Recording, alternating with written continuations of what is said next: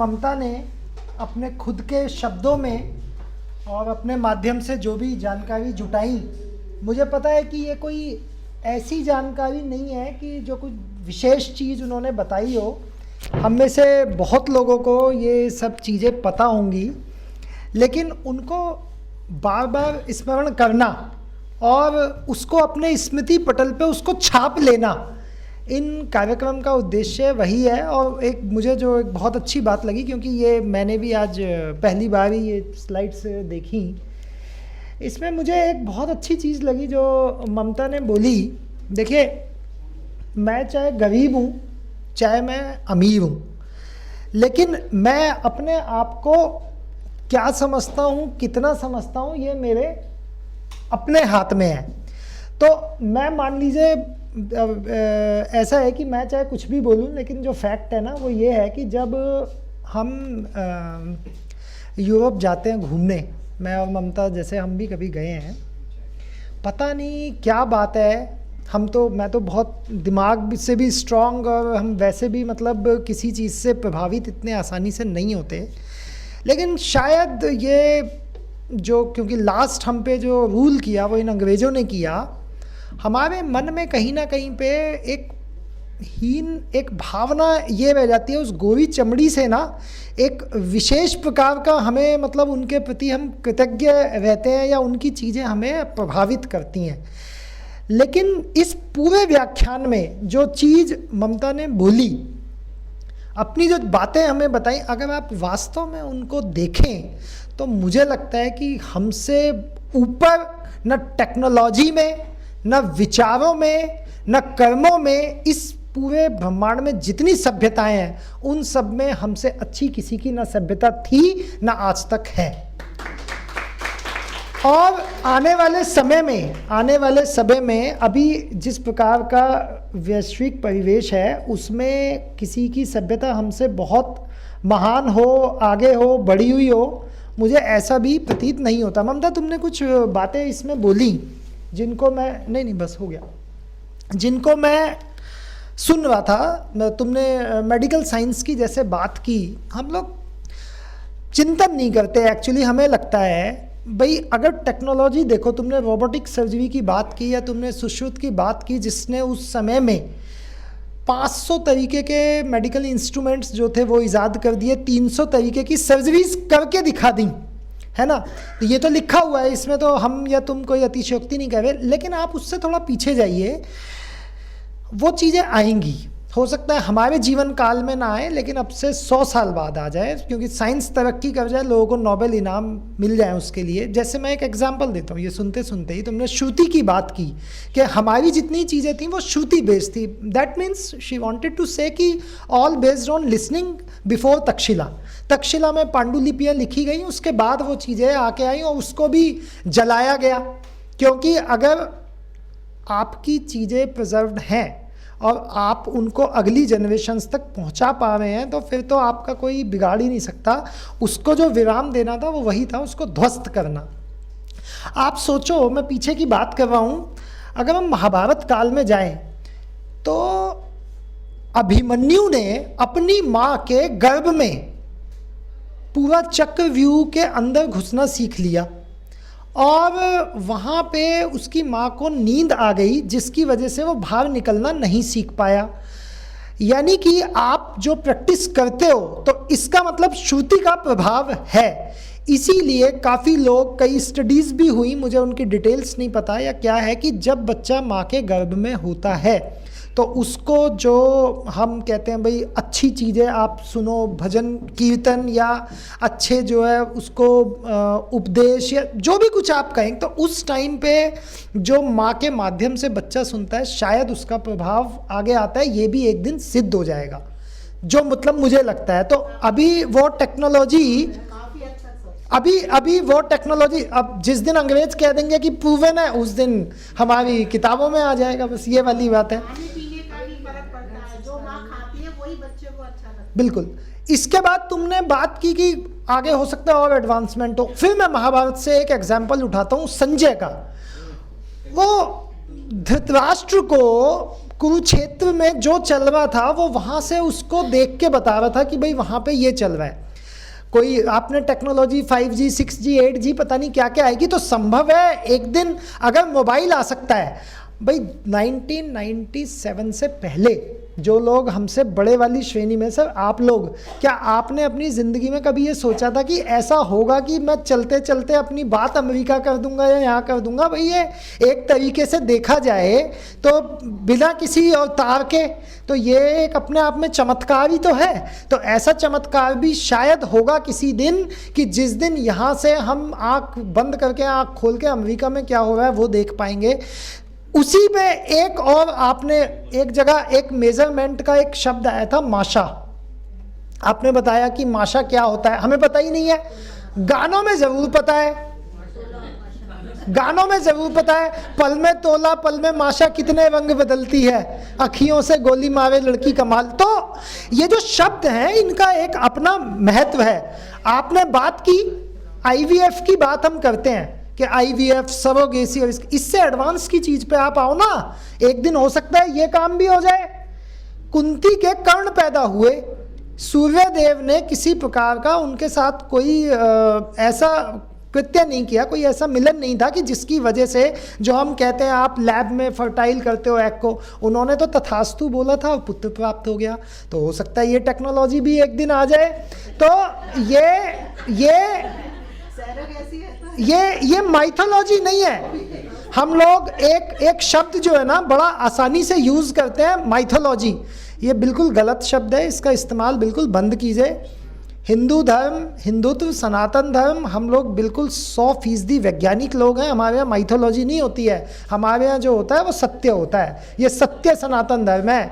तो ये जो बातें मैं आपसे बोल रहा हूँ ये कोई माइथोलॉजी नहीं है, ये सब सत्य पे आधारित है। खैर, ममता की बात हमने सुनी और ममता ने आज मेरे लिए जो एक विषय रखा वो अपने आप में बड़ा मेरे लिए एक चुनौतीपूर्ण विषय था।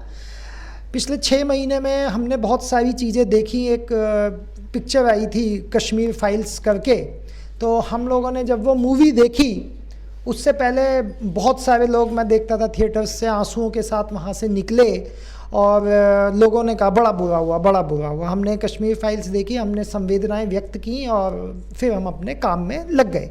उसके बाद कुछ लोगों पे उसका ऐसा असर भी हुआ कि उन्होंने उन चीज़ों को खोजने की कोशिश की, जानने की कोशिश की। तो आज ममता ने जो मुझे विषय दिया, कश्मीर आरंभ से अंत, इसको थोड़ा मॉडिफाई कर लेते हैं, इसको करते हैं आरंभ से वर्तमान, क्योंकि हमारे यहाँ अंत नहीं है किसी चीज़ का। ये जो भारत माता है, ये मैंने आपकी स्लाइड जानबूझ के लगाई है, इससे मैं कुछ हेल्प्स ले लूँगा अपने उसमें। तो जो ये विषय इन्होंने मुझे दिया कि कश्मीर, जो लोग भारत में आस्था रखते हैं, भारत भूमि में आस्था रखते हैं और इस चीज़ का चिंतन करते हैं कि ये नक्शा, एक ये नक्शा और एक ये भारत माता वाला, अगर आप इसको पूरा फैला के ये देखें तो ये अखंड भारत है। बेसिकली अखंड भारत मतलब, ये अखंड भारत कोई मेरा विचार नहीं है, कोई ममता का विचार नहीं है, कोई हमारा विचार नहीं है, ये एक सत्य है। अखंड भारत अखंड ही था, 1 सेकंड में ये सिद्ध हो जाएगा अभी के अभी।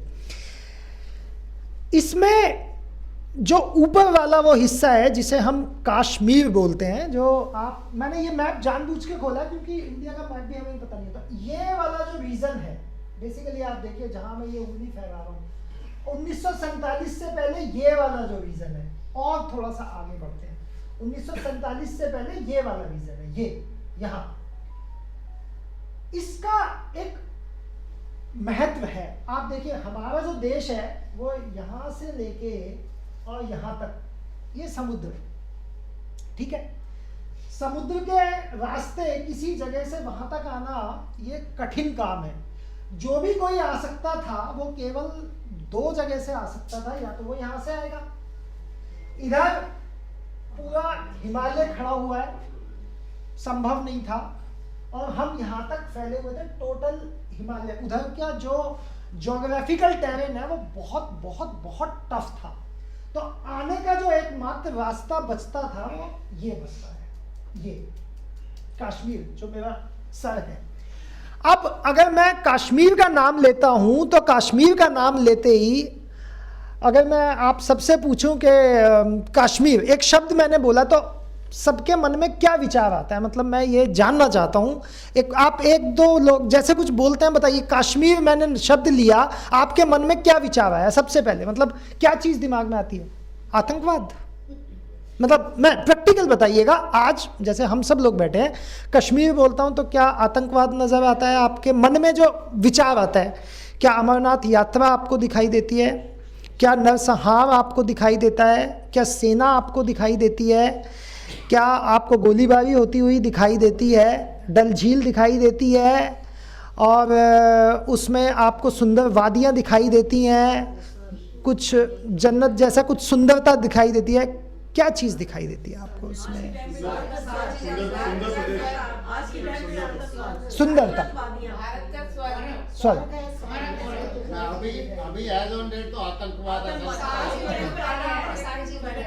ये दिखाई देता है।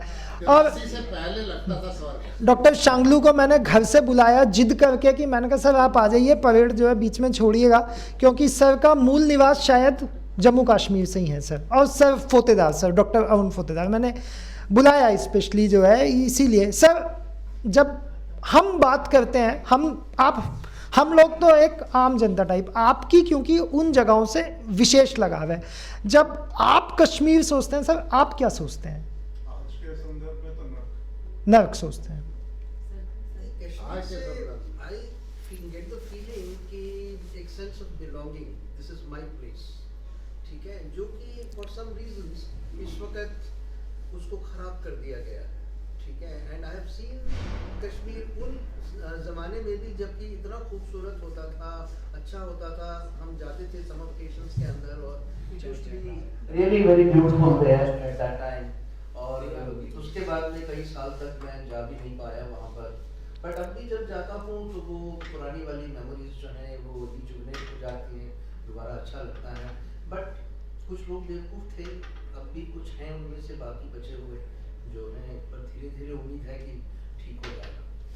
ठीक है सर, थैंक यू सर। और एक दर्द भी दिखाई देता होगा, एक दुख भी नज़र आता होगा। बिल्कुल। और मैं आप सब लोगों को ये बात बताना चाहता हूँ, जो बात अभी सर ने बताई, जो मैंने दुख दर्द की बात की है, ये मत समझिए कि ये डॉक्टर फोतेदार का दुख दर्द है और आज का दुख दर्द है। 13th सेंचुरी से लेके 22nd सेंचुरी, पिछले 1000 साल में ठीक यही दर्द हर कश्मीर के हिंदू को सहना पड़ा है। 1000 साल लगातार। ये चूंकि हमारा जीवन काल 70 साल 80 साल हमने अपने मन में दर्द सहा और हम आगे बढ़ गए। ये दर्द 1000 साल से हर वो हिंदू जो कश्मीर में पैदा हुआ और उसके बाद वो बाहर आ गया, जैसे आप आ गए नौकरी के लिए आ गए या मजबूरी में आ गए, हर एक उस हिंदू का दर्द है, प्लस जो लोग वहाँ रह गए ये उनका दर्द है। कभी आप बात कीजिएगा।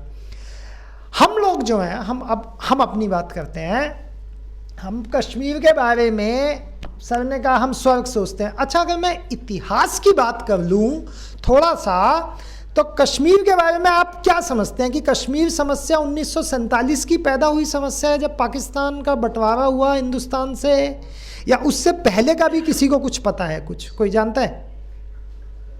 चलिए खैर, थोड़ा बहुत कुछ मैं थोड़ा सा पीछे से शुरू कर लेता हूँ। ये इसका जो मैं बोल रहा हूँ इसका उद्देश्य केवल आपको थोड़ी सी जानकारी, एक इनसाइट देना है। बाकी मतलब मैं बहुत ज़्यादा तो मुझे भी नहीं मालूम, पर एक थोड़ी सी इनसाइट लेते हैं। आप इस नक्शे के जब थोड़ा सा इधर आते हैं, यहाँ पे है एक कैस्पियन सी। देखा है कभी किसी ने नक्शे में कैस्पियन सी? जो लोग जिनके बच्चे ज्योग्राफी वोग्राफी पढ़ते हैं, ये कैस्पियन सी हुआ इधर, ये आसाम हो गया इधर। Actually this Caspian sea is Kashyap sea. वो नाम धीरे धीरे डिस्टॉर्ट हुआ। That was Kashyap sea, Kashyap Sagar. Caspian sea, Kashyap Sagar, आप कोरिलेट कर सकते हैं? उधर असम। जो कश्मीर का साम्राज्य है, क्योंकि भारत जिसको आज आप ये नक्शा देख रहे हैं, ये तो डेफिनेटली 1947 में रियासतों को इकट्ठा करके सरदार पटेल की बदौलत उसका ये रूप आया। लेकिन हमारे यहाँ पे विभिन्न विभिन्न कालखंड में विभिन्न विभिन्न राजाओं ने राज किया है। और जो हमारा स्वर्णिम काल है, जिसको मैंने अपने आकलन में जो ढूंढा, जब राजा विक्रमादित्य थे, जो उनका शासन था, जो विक्रमादित्य वाला पीरियड था, जिसमें उनके बहुत सारे लोग आए गए, 6वीं सेंचुरी से 9वीं सेंचुरी, यानी सन 600 कुछ से आप 900 कुछ तक चले आए, तो वो विक्रमादित्य का काल था। उसी काल में एक राजा हुए थे जिनका नाम था ललितादित्य। ललितादित्य मुक्तापीठ, ये सुना होगा ये शब्द आपने, शायद कश्मीर फाइल्स मूवी में जो वो कृष्णा बोलता है तो उसमें ये शब्द आया था, ललितादित्य मुक्तापीठ। तो जो ललितादित्य था, you will be surprise to know कि वो तो बिल्कुल प्रूवन है, 738 ईस्वी में 738 एडी कश्यप सी से लेकर असम तक, ये देखिए यहां से लेकर यहां तक और यहां आंध्र प्रदेश तक, ये पूरा राज्य, ये पूरा राज्य कश्मीर साम्राज्य था। कश्मीर साम्राज्य इतना बड़ा था, इतना बड़ा। और अगर मैं इसकी जेनेसिस में जाऊं कि ये कश्मीर है क्या चीज, तो आपको जान के ताज्जुब होगा। कश्मीर ये तो सबको पता है, ऋषि कश्यप के नाम पे है।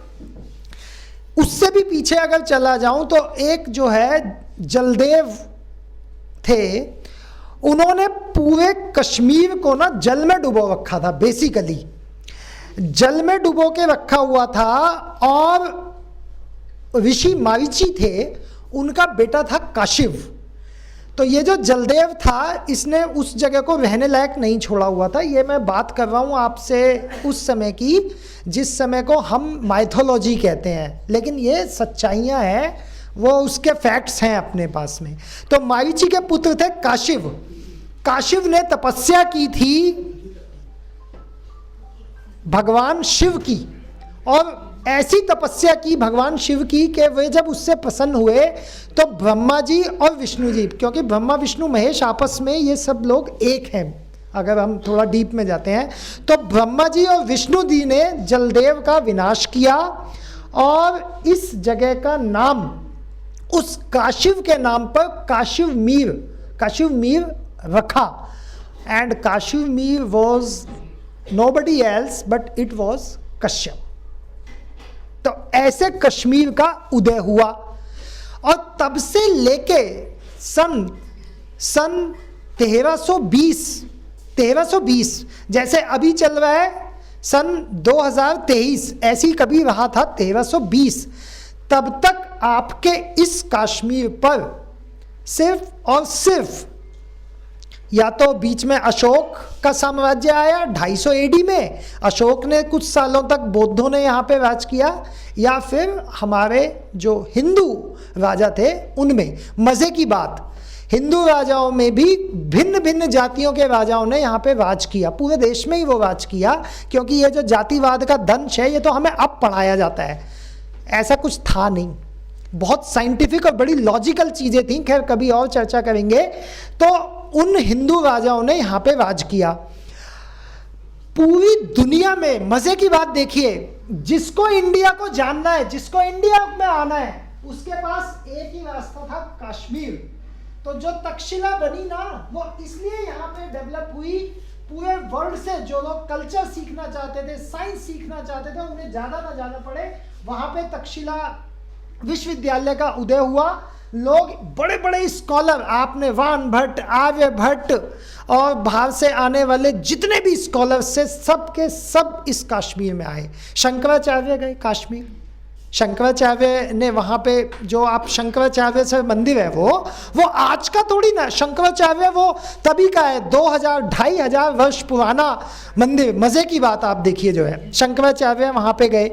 तो कश्मीर का जो कल्चर है, जो वहाँ का हेरिटेज है, इंडिया के अंदर ऐसा दूसरा नहीं है। इस चीज़ को हम सिद्ध कर सकते हैं, क्योंकि महाभारत काल के जो मंदिर थे वो भी वहाँ पे हैं, आज तक भी मैं दो मंदिर का जैसे अगर मैं आपको नाम लूं तो एक गणपत राय और एक बड़ा फेमस खीर भवानी जो आप जानते हैं। मैं अभी लास्ट ईयर खीर भवानी मंदिर होके आया, हमें ये पता ही नहीं है, जब हम उस खीर भवानी मंदिर जाते हैं तो जो बीच का रास्ता है उसमें आपको, मैडम डॉक्टर ममता बाद में डिस्कस करते हैं, तो जो ये खीर भवानी मंदिर है ये अपने आप में एक ऐसी अद्भुत जगह है कि जब आप वहाँ जाते हैं तो आपको लगता है अरे मेरे देश में ऐसे भी मंदिर हैं। लेकिन वही बात है सर, जो दर्द आपको होता है वो दर्द मुझे भी हुआ कि बस वो खीर भवानी अंदर अंदर, उसके बाहर जो दुकानदार थे वो भी बेचने वाले कोई और, सामान भी किसी और का। अगर आपको कुछ खाना है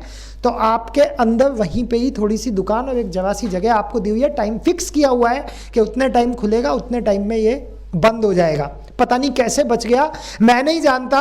नहीं तो श्री काली मंदिर, मार्तंड मंदिर, शंकराचार्य, ये तो वो मंदिर है जो हमारे राम मंदिर, राम जन्मभूमि और काशी मथुरा वो उनके कंटेम्परेरी हैं। मार्तंडे मंदिर की तो खासियत ये है, उस मंदिर को जो तोड़ने वाला था मुस्लिम शासक, मैंने नाम याद करना ज़रूरी नहीं समझा, उसने उसको तोड़ने के लिए पता नहीं कितने जतन किए, जब नहीं तोड़ पाया तो चारों तरफ लकड़ी लगा के आग लगा दी ताकि जो सोने का छतर था उसको उतारा जा सकता।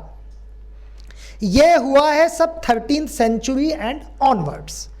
13th सेंचुरी से पहले जो कश्मीर था, वो जो कश्मीर था उसकी अगर कोई कल्पना करे तो वो क्या चीज़ रहा होगा वो हम अभी सोच भी नहीं सकते। हमें कश्मीर का क्या, हमें अपने देश का इतिहास नहीं पता। मैं जब भी इतिहास पढ़ने की बात कहता हूँ, मैं कहता हूँ ये मिडाइवल इंडिया मत पढ़ो, इसको तो पीछे करो, ये तो हम लोगों के मुंह पे कालत पोती हुई है, ये तो हमारे को एक तमाचा मारा हुआ है। आप जाइए 9th सेंचुरी से जरा पीछे जाइए तो आपको पता लगेगा कि हम लोग जो कहते हैं कि जो कल्चर है हमारा, जो हमारी सभ्यता है, जो संस्कृति है, वो तो असली वहाँ थी। जो तुमने बात की थी वो स्तंभ की, विक्रमादित्य वाले की, आज तक उस पर रिसर्च ही हो रही है कि ये क्या मेटल है, पता नहीं लग पाया क्या मेटल है। फिर धीरे से आती है 13th सेंचुरी और एक शब्द वहाँ पे इजाद होता है जिसको बोला जाता है कश्मीरियत। ये अपने आप में ये वो शब्द है, जैसे होता है ना कि भ्रम जाल में जो फंसाया जाता है, जैसे 1975 से पहले जो लोग 1975 से पहले की पैदाइश हैं, जब तक उनकी एज 10 साल हो गई होगी, तो एक शब्द कॉन्स्टिट्यूशन में जबरदस्ती घुसाया गया जिसको कहा जाता है सेक्युलरिज्म, धर्म निरपेक्ष। सेक्युलरिज्म शब्द हमारी मूल भावना में, हमारी प्रस्तावना में नहीं है। आपको यकीन ना हो तो प्रस्तावना खोलिए और पढ़ लीजिएगा।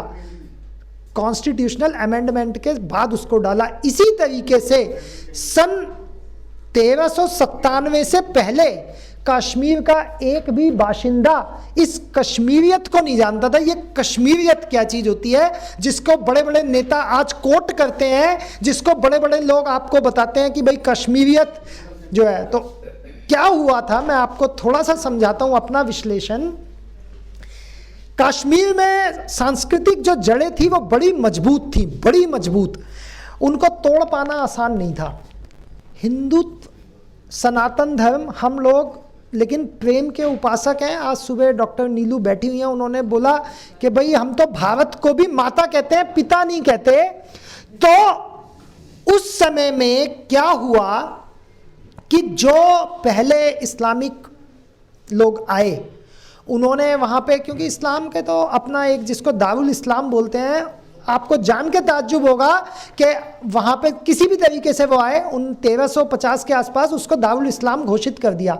दारुल इस्लाम में ना बड़ी मज़ेदार चीज़ें, आप अगर पढ़ेंगे ना उसकी 18 वो हैं कि ये फॉलो करना होगा दारुल इस्लाम में, तो आप सोचेंगे कि फिर जीने के लिए बचा ही क्या है जब ये 18 चीज़ें आपने फॉलो करा दी। तो जब वहाँ पे वो शासक आए, उन्होंने पहले नरसंहार में, जो पहला कश्मीर में हिंदू नरसंहार हुआ, उसमें एक दिन में 37,000 लोगों को मार दिया। 37,000 लोगों को कत्लेआम मचा दिया, इज्जतें लूट ली, सब कर दिया। It's was way back in 14th century.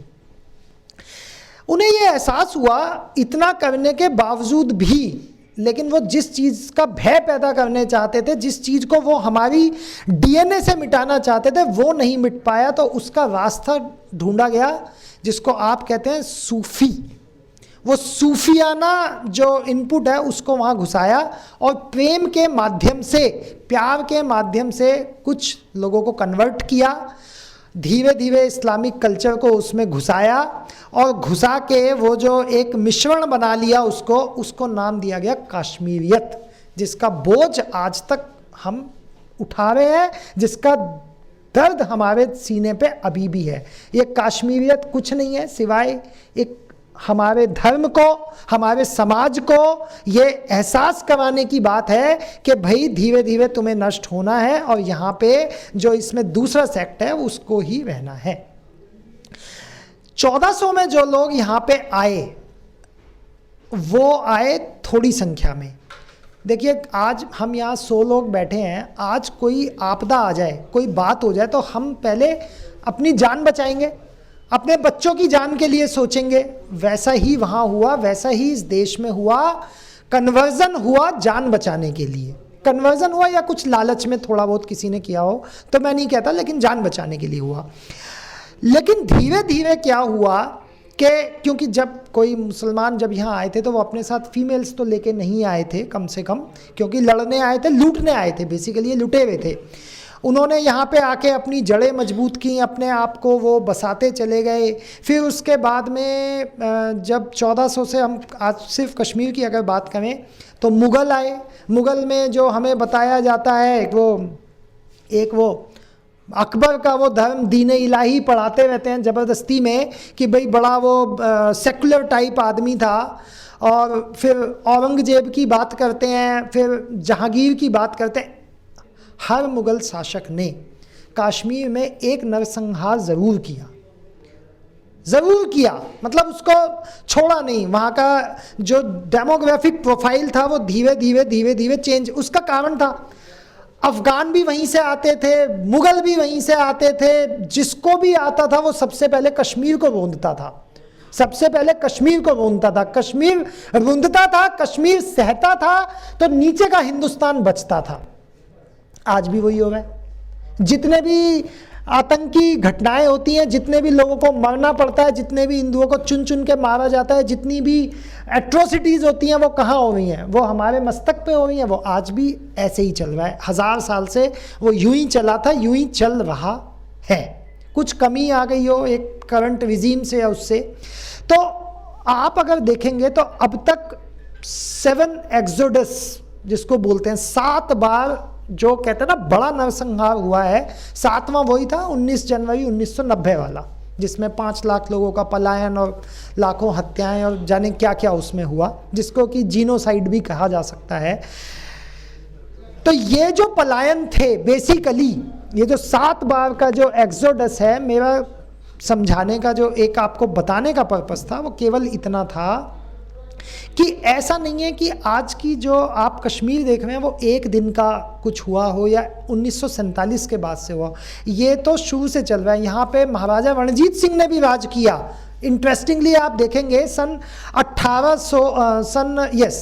1853 के बाद से रणजीत सिंह ने यहाँ पे बहुत लंबे टाइम 70-80 साल राज किया। रणजीत सिंह ने, वो सब हिंदू ही थे, लेकिन उस टाइम पे भी एक्सोडस हुआ। गुलाब सिंह के टाइम पे भी मारा गया लोगों को, राजा हरि सिंह बन गए। मतलब देखिए क्या मज़े की बात है कि जनसंख्या मुस्लिम थी, राज करने वाला हिंदू था, लेकिन दुर्भाग्यवश ये था कि जो नरसंहार था वो एज इट इज़ चलता रहा।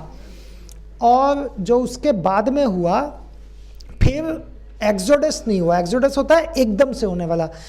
अब जो चल रहा है 1950 से लेके 60 से लेके और ये 90 तक, 19 जनवरी 1990, ये तक क्रीपिंग एक्सोडस, यानी कि धीरे धीरे उन्होंने अपनी स्ट्रेटजी चेंज की, मॉडस ऑपरेंडी बदला। इकट्ठे मारने की बजाय कभी 10 मार दिए, कभी 20 मार दिए, कभी 40 मार दिए तो चलता रहा। और सबसे जो बड़ी बात, इस देश के जो बाकी हिस्सा था उस देश के लोगों को ये नहीं पता कि 19 जनवरी 1990 को क्या हुआ।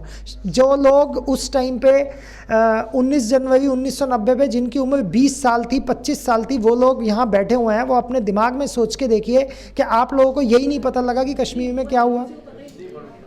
पूरे देश में क्या मीडिया नहीं था? मीडिया था। ऑल इंडिया रेडियो नहीं थी? रेडियो थी। टीवी नहीं था? टीवी भी था। लोगों का भी आना जाना था। लेकिन वो क्या क्या कारण था कि नीचे यही नहीं पता लगा कि हुआ क्या है, हो क्या रहा है। कश्मीर फाइल जैसी जो ये पिक्चरें बनती हैं, ये दुर्भाग्य की बात है कि मूवी बना के दिखाना, बताना पड़ रहा है कि भाई ऐसा हुआ था, ऐसा हो रहा है। तो सिर्फ एक डर बैठा रखा है नीचे कि कश्मीर जाओगे मर जाओगे, कोई जाना नहीं चाहता वहाँ पे।